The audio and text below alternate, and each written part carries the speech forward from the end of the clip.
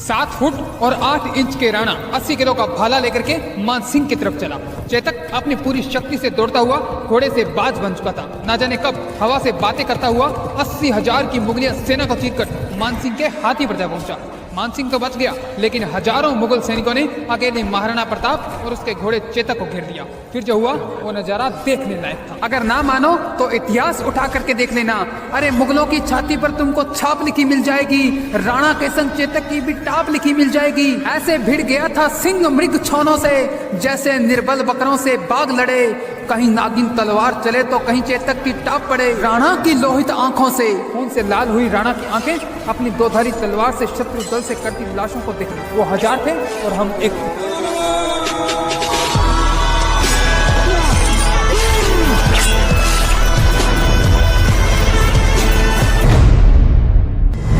हल्दी घाटी का वो मैदान जहां महाराणा प्रताप उस समय दुश्मन की समझ से बाहर हो गया था, जब राजपूती सेना युद्ध में कमजोर पड़ने लगी।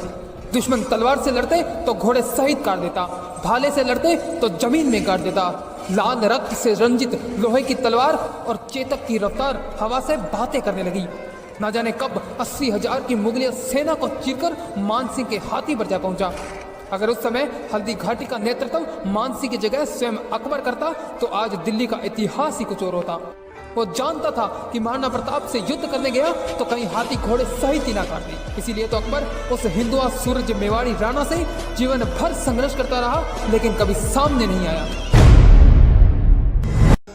आंखों में लाल रक्त, भुजाओं में 2 धारी तलवार, इतनी बड़ी मुगलिया सेना के बीच अकेले मानसिंह को ढूंढ रही थी। जब नहीं मिला तो नागिन सी तेज तलवार से शत्रु दल के सर धड़ से अलग कर हल्दी घाटी को प्रलय का मानचित्र बना डाला।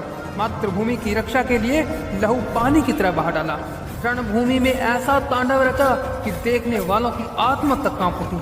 भले ही युद्ध में राजपूती सेना कम थी, लेकिन फिर भी युद्ध बराबरी का चल रहा था। और वीरता और पराक्रम की हर रात दिखा दी थी।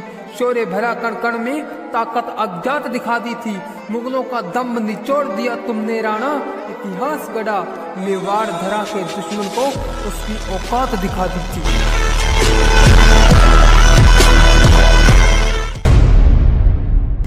महाराणा प्रताप की मृत्यु की खबर सुनकर अकबर जमीन पर बैठ कर के रोने लगा और दोनों हाथों को ऊपर कर आसमान की ओर देख करके बोला, ऐ खुदा, मुझे अगला जन्म दे तो हिंदुस्तान में देना, और अगर दुश्मन दे तो वही महाराणा प्रताप देना, जिसके लिए जीवन भर संघर्ष किया, जो चाहा उसे जीत लिया लेकिन उसे नहीं जीत पाया।